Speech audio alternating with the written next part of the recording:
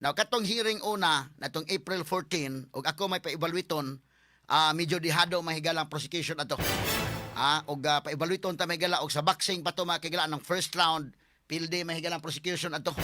Ngano man si Madriaga mahigala, pati lata atong iyang mga testimonya, nangadao tong iyang testimonya, mga sukitig paminaw, labi pa ni apil-apilan pa niya mahigala pagka-estudyante ni Sara, dugangan pa mahigalang nagpahilak-hilak pa gyud.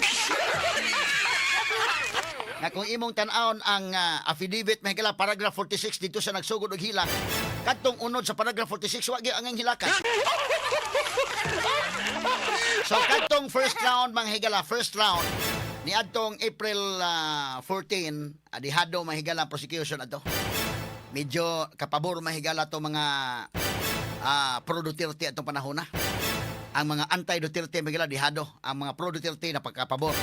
Ang gahapon unsa may nahitabo? Pabor ba or dili?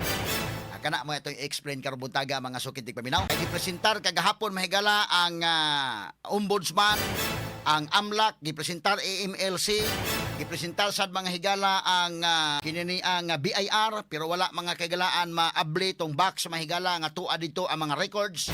Gumikan kay dunay balaod sa National Internal Revenue Code NIRC na dili pwede mga higala kana nga i-divulge kanto sa publiko. Samtang dito sa ICC sa The Hague, si former President Rodrigo Duterte ang iyang appeal. Labot mga higala sa jurisdiction sa The Hague, miingon sa mahigalang ICC nga naagid sila jurisdiction.